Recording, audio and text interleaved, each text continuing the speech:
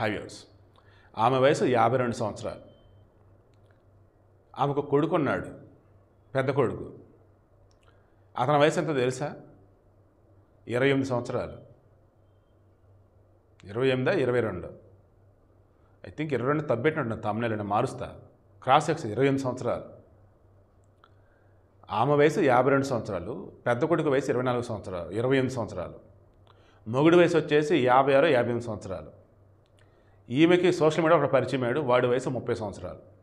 ఇదంతా the great ఉత్తరప్రదేశ్లో షాజహాన్పూర్లో. ఏమైంది తెలుసా? వాడి ట్రాప్లో పడి ఆమె ఆల్మోస్ట్ ఇక వాళ్ళ కొడుకు పెళ్లి చేస్తే ఇప్పటి పిల్లలు కూడా పుట్టిండేవాళ్ళు. ఇప్పటికీ అమ్మమ్మ నాయనమ్మ అయ్యేది. ఏమైంది? మొగుడికి విడాకులు ఇచ్చేసి బాయ్ ఫ్రెండ్ ఉన్న ప్లేస్కి వచ్చేసింది. ప్రియతమా వచ్చేసా నీ దగ్గరికి అని.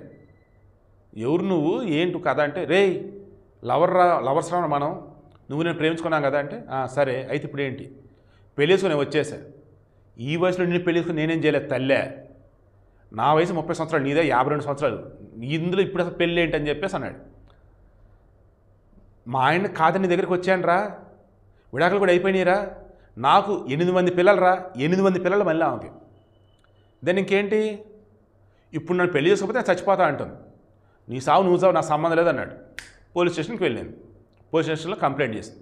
వాళ్ళు అతను పిలిపించారు. అతను చెప్పాడు, ఆమె వయసు 52 సంవత్సరాలు, నా వయసు 30 సంవత్సరాలు, మీరే చెప్పండి, ఆమెకు నాకు పెళ్ళా? నేను మేజర్, ఆమె మేజర్, ఇద్దరు ఇష్టపడ్డాం, ఆమెకు పెళ్ళయింది, నాకు పెళ్ళి కాలేదు, ఎంజాయ్ చేశా, టైంపాస్ చేశా, అంత మాత్రాన్ని ఏంటి ఇదంతా?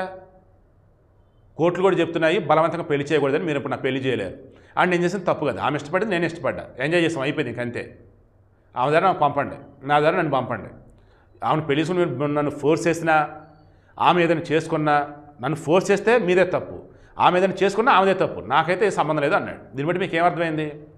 ఇప్పుడు ఆమెది పవిత్ర ప్రమాణాలా, వీడిది కామంతో కూడిన ప్రమాణాలా? లేదన్నప్పుడు నిజమేంటి, అబద్ధం ఏంటి, ప్రాక్టికల్ ఏంటి, రియల్ లైఫ్ ఏంటి తెలుసుకోకుండా ఆమె అలా చేసిందా, లేదా వీడు అలా చేశాడా? వీడి తప్పే, నో డౌట్. ఎందుకంటే పాపం ఆమె ఆ రకంగా ఆశపడి ఎడదా రప్పిటి వీడి తప్పే. బట్ ఆమె నిజమా అబద్ధమా, అసలు ఎంతవరకు పాసిబుల్ ఏంటి క్రాస్ చెక్ చేయాలి కదా. ఆమె అసలు అలా ఎలా వచ్చింది? అసలు ఖచ్చితంగా మగవాడి తప్పే వీడిది.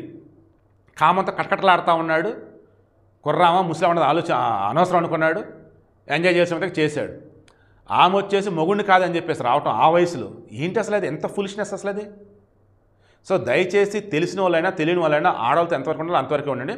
అండ్ ఆడవాళ్ళు, మగవాడు వాడు అవసరం తీరేంతవరకు మిమ్మల్ని ఎన్ని రకాలుగా పొగుడుతూ ఉంటాడు, ఎన్ని రకాలుగా సరే మిమ్మల్ని వాడు ఓ రేంజ్లో ఆకాశంలో తేలుతాను అంటే స్వర్గంలో మిమ్మల్ని ఊపుతున్నట్టుగా ఉంటాడు.